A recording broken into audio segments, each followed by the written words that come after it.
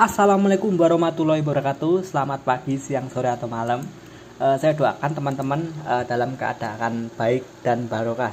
Pada kesempatan hari ini saya akan memberikan pengetahuan terkait apa definisi dari maintenance, history, klasifikasi, dan benefitnya apa jika maintenance management ini dilakukan dengan baik dan benar.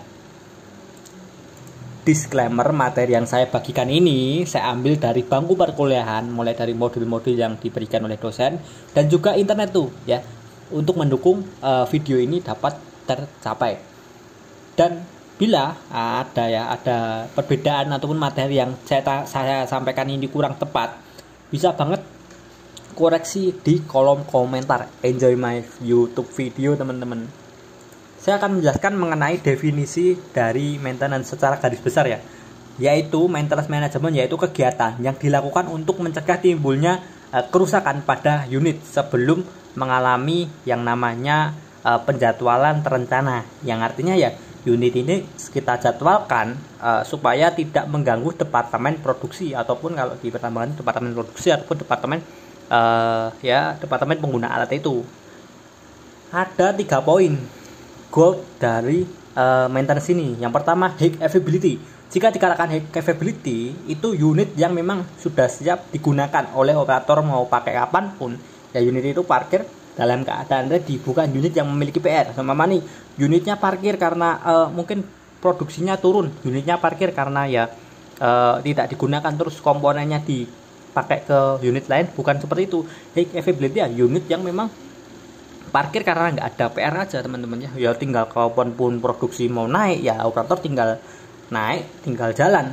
Kemudian nih yang kedua, goal yang kedua adalah best performance. Ini lebih ke internal nilai dari unit. Seumpamanya ya di HD 785 seumpamanya ya, di haul truck lah ya kita sebut ya. Secara visual apakah ada kerusakan atau tidak, mulai dari tampak visual lah, kayak ada kebocoran atau tidak, kemudian baknya, vesselnya, dan lain sebagainya. Mulai dari contohnya nih di best performance ini juga masuk mengenai nilai engine, apakah engine itu sesuai standar atau tidak, tekanannya, elektrikalnya. Kemudian yang penting itu yang masuk di best performance ini bukan unit yang low power teman-teman ya. Kemudian yang terakhir nih, ini yang paling penting ya, reduce cost repair. Dengan best performance yang baik pasti akan berpengaruh ke biaya pengeluaran pada saat melakukan maintenance. Nah, di preventive maintenance ataupun perawatan yang terjadwal, kita bisa mengurangi biaya maintenance. Kok bisa mas? Padahal kan kita waktu maintenance itu juga mengeluarkan uang untuk beli spare part, beli pelumas, beli katakanlah filter oli. Tapi itu tidak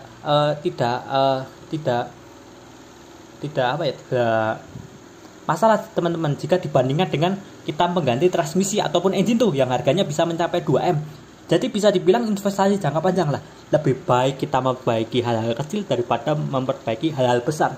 Lebih baik kita melakukan perbaikan satu komponen daripada di komponen di kemudian hari dan kerusakannya itu merembet kemana-mana teman-teman. Jadi semuanya kerusakannya itu di nomor 1, nomor A, dan nomor A ini tidak segera dilakukan perbaikan, maka akan menjalar ke komponen B, nomor 2, nomor B ya, huruf B, kemudian C ya. Nanti di kemudian hari kita melakukan improvement, kita melakukan perbaikan tuh di A, B, C ya, kurang lebih seperti itu. Jadi investasi, contohnya di XS komponen ya, extend komponen ya, di engine HD yang rekomendasinya di 18.000, tapi dengan maintenance yang bagus kita bisa pakai sampai 25.000, dan secara langsung kita bisa mereduce cost berapa tuh, kan bisa kita save untuk dividen perusahaan.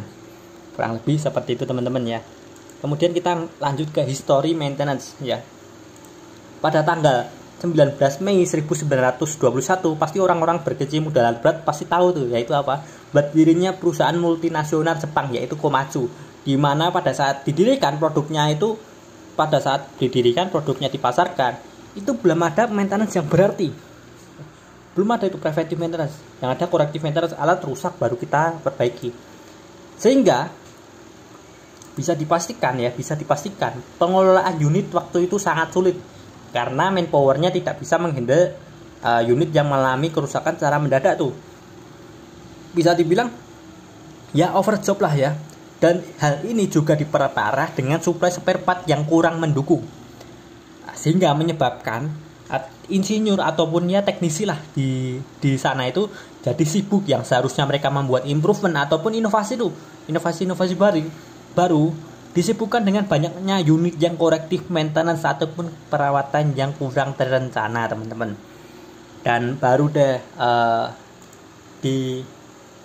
di pertama Jepang pada 1950 di Jepang, sekitar ya berapa ya sekitar 29 tahun, hampir 29 tahun lah ya, kata maintenance baru populer ya. Dan inilah yang akan kita bahas nanti. Sebelum kita masuk ke sini ya, sebelum kita masuk ke korektif preventif maintenance, saya akan menjelaskan kok ada prediktif mas. Seharusnya kan prediktif maksudnya ke preventif. Memang ini kita lakukan penyesuaian, teman-teman. Karena apa? Karena prediktif ini merupakan nilai yang paling penting sebenarnya, teman-teman, dari suatu manajemen, suatu maintenance management. Karena saya berpikir karena saya masih kuliah ya di bangku perkuliahan, dalam melakukan penjadwalan unit biasanya ya, yang saya tahu penjadwalan itu biasanya ya dilakukan oleh perusahaan ataupun dilakukan oleh dealernya sana. Jadi gini, mereka melakukan penelitian itu di tempat lain, bukan tempat kita punya alat jalan. Kita nggak sih, kayak kita melakukan unit itu kita jalankan di tempat kita dengan dijalankan di tempat yang lain itu beda. Mulai dari temperatur suhu, kelembapan, ketinggian juga berpengaruh. Kemudian tekstur alat, tekstur jalan ataupun tekstur material yang akan kita kerjakan itu kan juga beda-beda, teman-teman. Makanya itu predictive maintenance itu penting, karena dengan menerapkan predictive maintenance kita akan mengetahui seberapa kuat, seberapa lama alat komponen itu bisa terjaga, teman-teman.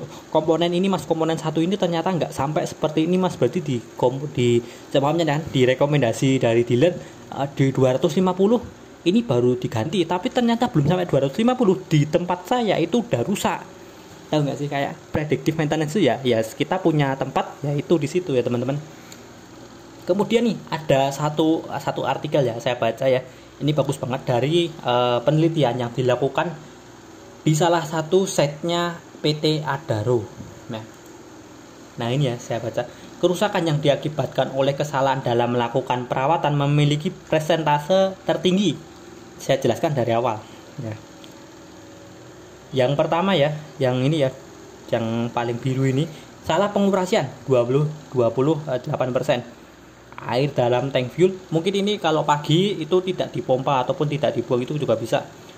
Salah penyetelan, ini biasanya kalau unit di lapangan, kalau mekanik yang bekerja di alas tanah berpayung langit, itu biasanya mereka maintenance-nya tidak maksimal, teman-teman ya. Jadi salah melakukan penyetelan. Kemudian waktu penggantian elemen tidak tepat, bisa juga. Yang rusak A, yang diperbaiki B. Kurangnya oli ataupun grease, bisa juga karena. Kemudian level oli yang jarang diperiksa, air pendingin jarang diperiksa, salah satu cara membersihkan elemen. Salah melakukan cara membersihkan elemen. Di sini ada nih, nilai paling rendah itu di departemen produksi, Departemen produksi itu memegang, biasanya operator itu memegang 28% persentase kerusakan unit. Yang pertama ya, ini ada kesalahan dalam melakukan prosedur pengoperasian. Itu juga biasanya operator yang memiliki skill terus kemudian pindah ke perusahaan, terus kemudian skillnya turun, itu juga bisa. Operator yang kurang terampil, kurang memahami, jam terbangnya kurang, itu juga bisa. Kesalahan dalam melakukan periodic inspection. Yang terakhir adalah kesalahan dalam melaksanakan periodic maintenance. Jadi dapat kita simpulkan departemen plan 70%, 72% penanggung jawab performa dari unit. Sampai sini tahu kan peranan departemen maintenance itu seberapa besar, seberapa kuat dia. Ternyata kuat sekali, teman-teman.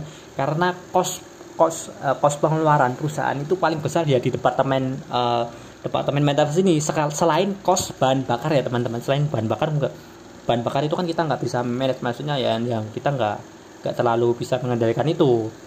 Kalau yang paling kita bisa mengendalikan ya maintenance yang bagus ya akan berdampak pada pendapatan perusahaan. Kemudian saya barulah akan mempresentasikan mengenai corrective maintenance. Apa sih corrective maintenance? Oke teman-teman ya. Corrective maintenance itu apa? Nah, kita klik. Nah, corrective maintenance yaitu kegiatan yang dilakukan untuk mengembalikan performa unit ke nilai standarnya, yaitu unit rusak saya perbaiki sesuai dengan kerusakan itu. Ya, otomatis unitnya akan bekerja sesuai performanya, jadi mengembalikan performa dari unit itu teman-teman ya, performa dari unit. Kemudian nih ada breakdown maintenance. Apa sih breakdown maintenance ya? Breakdown maintenance ya perawatan yang memang benar-benar jadwal engine, hidrolik, electrical, undercarriage, dan visual frame. Nah, yang pertama ya pasti kalau corrective maintenance itu perawatan yang tidak terencana teman-teman ya. Jadi pastinya itu akan mengganggu departemen yang menggunakan alat tersebut. Entah itu apalah, pokoknya kan mengganggu lah. Yang tadinya mungkin kita bisa satu harinya satu unit itu berapa ton semuanya ya, katakanlah 10 ton, ternyata karena dalam waktu 24 jam ya, dalam waktu kita katakanlah 22 jam itu bisa sampai 10 ton, tapi karena unitnya rusak itu jadi 7 ton aja kan, bisa itu sangat berpengaruh ke pendapatan perusahaan. Ah, pastinya selain itu pasti cost maintenance bisa melebihi perkiraan. Jadi ya tadi biasanya kerusakan pada corrective maintenance, kerusakan yang tidak bisa terjadwal, tidak kita prediksi, dan itu akan mengakibatkan unit itu ya pasti maintenance-nya itu akan melewati batas waktu yang sudah ditentukan. Biasanya maintenance-nya 1 hari karena komponennya itu menunggu komponen dari departemen logistik itu lama ya otomatis ya unitnya akan nongkrong lama juga, karena ya juga akan mengganggu, bukan hanya 1 hari, bukan hanya 24 jam, tapi di hari-hari berikutnya juga akan berdampak gitu teman-teman ya. Pasti ada unit supportnya teman-teman. Jadi unit pengganti lah dari unit itu pasti ada. Kemudian ya kita akan membahas mengenai 8 langkah troubleshooting yang dilakukan oleh mekanik ya. Ini secara flat aja, secara garis besar aja teman-teman ya. Yang pertama itu ada yang namanya yakini benar-benar permasalahan terjadi. Seumpamanya unit tiba-tiba mati di lapangan, di jalan hauling seumpamanya. Kita sebagai mekanik, sebagai teknisi itu kan nanti akan menanyakan apa yang dilakukan saat unit itu mengalami kerusakan. Mas, iki unitnya pas ngerti unitnya mati. Apa sih, Mbok? Apa yang kamu lakukan? Nah, kurang lebih seperti itu. Nah, apakah sebelumnya ada kerusakan lain. Jadi kayak kita itu memastikan bahwasannya unit itu benar-benar rusaknya seperti ini, benar-benar di luar jangkauan kita. Kemudian nih nomor 2, menentukan dan mencatat masalah tadi kan kita wawancara itu dari wawancara kepada operator ataupun ya orang yang mempunyai peran di unit tersebut. Nah, dan menyusun fakta-fakta dan menafsirkan informasi yang didapat, mulai dari kondisi geografis, apakah berdebu, berpasir, ketinggian dari unit juga berpotensi, kemudian cuaca sangat dingin, sangat panas, ataupun kelembabannya tinggi itu bisa. Saat muncul ya, kita kembali lagi, saat muncul masalah ini, apakah operator ini berpengalaman mengoperasikan alat ini atau tidak? Jadi kan kita bisa mengetahui track record dari operator tadi. Pada saat yang selanjutnya ya, pemilihan preventive maintenance apakah sudah dilakukan dengan baik dan benar atau tidak.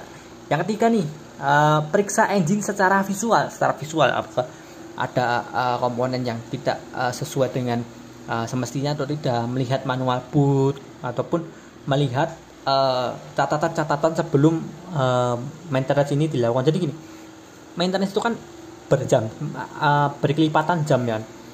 1 jam, 2 jam, 3 jam, 5 jam baru kita maintenance. Kemudian nanti kembali lagi tuh 1 jam, 2 jam, 3 jam, 5 jam, 10 jam baru nanti setelah 10 jam nanti kembali lagi ke 1. Jadi bukan urut 1 2 3 4 5, bukan. Jadi 1 2 3 4 5 kembali lagi ke 1, 1 2 3 4 5 6 7 8 9 10 kembali lagi ke 1 gitu. Nah, sebelum jam itu apakah ada kerusakan serupa atau tidak pada unit ini? Secara gitu. Kemudian melakukan improvement, apakah sebab dan akibat, maksudnya itu ya kayak kemungkinan penyebabnya apa, mengidentifikasi sebanyak mungkin penyebabnya masalah yang terjadi. Bila trouble tidak memiliki penyebab yang jelas ya serahkan trouble itu ke subsisten, contohnya ya mengidentifikasi penyebab, kumpulkan informasi sebanyak mungkin. Bila kemungkinan penyebabnya itu sulit untuk dilakukan perbaikan, kemudian catat melakukan tes dan catat hasilnya. Yang pertama nih, periksa kemungkinan kerusakan. Kumpulkan informasi tambahan untuk kemungkinan kerusakan yang akan terjadi. Validasi pengujian suatu komponen dalam waktu yang sama untuk menguji penyebabnya tadi teman-teman ya. Simulasikan tuh. Nah, yang keenam ini, temukan masalah. Masalahnya apa tuh? Oh, ternyata nih masalahnya di kebocoran pada seumpamanya di engine tuh kan. Unitnya low power mas, mesinnya nggak bisa ngangkat di RPM segini. Setelah kita analisa, oh ini kok kita lakukan pembongkaran, kita bawa ke unitnya kita bawa ke workshop. Setelah kita lakukan pengecekan, loh kok ini kok di klep kok ada kerak gitu kan, seumpamanya ini kerak dari mana. Terus kita turut, oh ternyata ada kebocoran oli nih, kebocoran pelumas nih di turbocharge yang mengakibatkan oli tersebut masuk ke dalam ruang bakar sehingga menyebabkan klep tidak tertutup secara sempurna. Jadi klepnya terganjel sehingga kompresi kan keluar. Jadi syaratnya mesin diesel itu adalah kompresi. Kalau kompresinya nggak ada ya unit low power teman-teman ya, kurang lebih seperti itu. Kita temukan permasalahan ya perbaiki ya, tata hasilnya, partnya yang digunakan, penyetelan yang dilakukan. Setelah itu ya kalau kita maintenance ya lakukan dengan baik dan benar sesuai dengan SOP yang berlaku. Setelah itu menganalisa, menganggap masalah ini bisa terjadi lagi. Kok bisa terjadi itu mengapa? Periksa ya solusinya apa. Bila ditemukan kerusakan setelah melakukan pengujian, solusinya apa ya? Solusinya melakukan troubleshooting lagi nih mas, melakukan 8 langkah troubleshooting lagi. Kurang lebih seperti itu langkah-langkah dalam melakukan troubleshooting. Jadi gini, lebih baik kita melakukan pekerjaan yang lama, yang prosesnya memang berurutan, daripada kita melakukan pekerjaan 2 kali teman-teman ya. Ibaratnya gini, kenapa 8 tahapan troubleshooting, kenapa kok nggak kita menurut perkiraan kita aja mas. Kita kan berpengalaman mas, mengenai unit itu urutannya paling ini ya ini mas. Ya kita nggak bisa berpatokan seperti itu, karena unit itu tidak bisa kita prediksikan teman-teman ya. Tidak bisa kita kira-kira, mengira-ngira itu nggak bisa teman-teman. Ya kita berdasarkan fakta aja teman-teman, karena kita anak teknik ya, kita berdasarkan data. Kurang lebih seperti itu. Yang rusak itu turbocharge, yang kerusakan itu ya turbonya tadi bocor, tapi yang diperbaiki di bagian injektor kan nggak selaras gitu teman-teman. Tahu nggak sih, kayak yang rusak itu A, yang kamu perbaiki C. Sebenarnya komponen A, B, C ini saling berhubungan, tapi karena kamu tidak menerapkan 8 tahapan troubleshooting ini, yang kamu lakukan pekerjaan itu sia-sia. Jadi seharusnya A, tapi kamu kerjakan yang B. Kurang lebih seperti itu teman-teman ya. Oke, kita akan masuk ke yang namanya preventive maintenance, perawatan yang terencana. Nah ini perawatan yang dilakukan untuk mencegah timbulnya gangguan dan kerusakan pada alat. Perawatan ini tanpa perlu menunggu tanda-tanda terjadinya kerusakan. Jadi sudah kita plan teman-teman. Nah, tujuannya apa sih? Tujuan melakukan preventive maintenance yaitu memperpanjang umur unit pastinya. Biaya perbaikan kita bisa terkoordinir. Kenapa kok bisa? Nah, tadi kan saya menjelaskan ada komponen A, B, C. Nah, komponen 3 komponen ini sudah kita jadwalkan teman-teman. Komponen yang B masih bisa kita lakukan, masih bisa digunakan ini mas. Jadi nggak usah dulu. Nah, komponen yang A dulu aja yang kita lakukan perbaikan.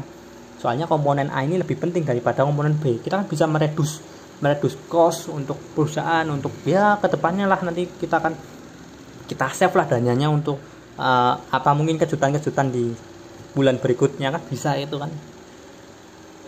Dan juga tidak membebani mekanik nih poin yang ke berapa nih 1 2 3 4 yang 4 nih, tidak membebani mekanik ya karena ya jobnya udah jelas. Oh mas, kamu maintenance undercarriage mas, kamu maintenance mesin mas, engine mas, kamu maintenance ini mas, oli, penggantian pemeriksaan elektrikal gitu mas. Jadi jobnya jelas. Kalau jobnya jelas otomatis mekanik itu tidak terlalu susah, tidak harus menerapkan 8 langkah troubleshooting tadi kan. Nah, menghemat waktu maintenance ya pastinya ya, kita kan sebagai planner itu ya pasti tahu.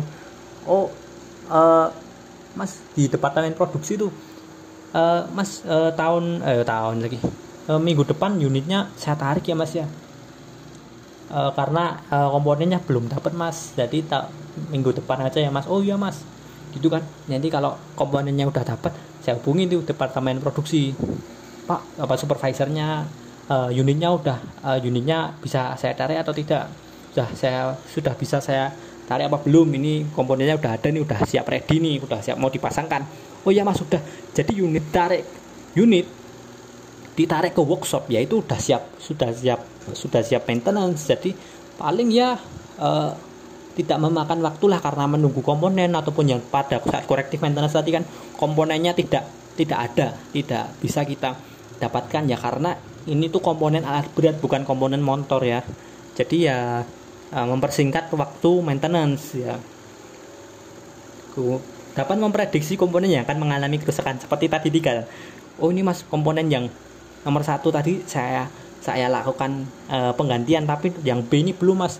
Yang B dan C ini ternyata di next maintenance mungkin akan mengalami kerusakan. Jadi ya harapannya dengan melakukan preventive maintenance yang baik, kita bisa memprediksi kapan maintenance itu mengalami kerusakan, kurang lebih seperti itu.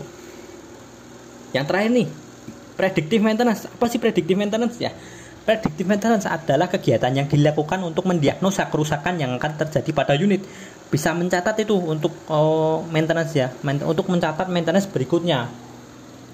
Bisa dengan catatan operator tuh. Operator kan biasanya menggunakan alat ya.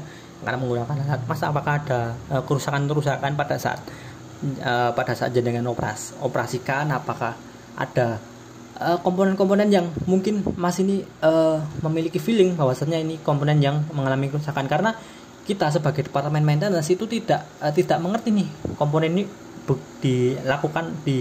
kerjanya seperti apa, karena yang bekerja ataupun yang ibaratnya yang memakai secara terus menerus itu ya departemen produksi, operator yang melakukan pemakaian. Jadi apakah ya setelah dapat catatan ya pasti di follow up. Kalau nggak di follow up ya sama aja predictive maintenance ya nggak maksimal teman-temannya. Kurang lebih seperti itu. Mungkin itu saja dari saya mengenai dasar-dasar dari maintenance. Bila ada kesalahan mohon maaf. Wassalamualaikum warahmatullahi wabarakatuh. Jangan lupa like, comment, dan subscribe. Nantikan di video selanjutnya. Terima kasih.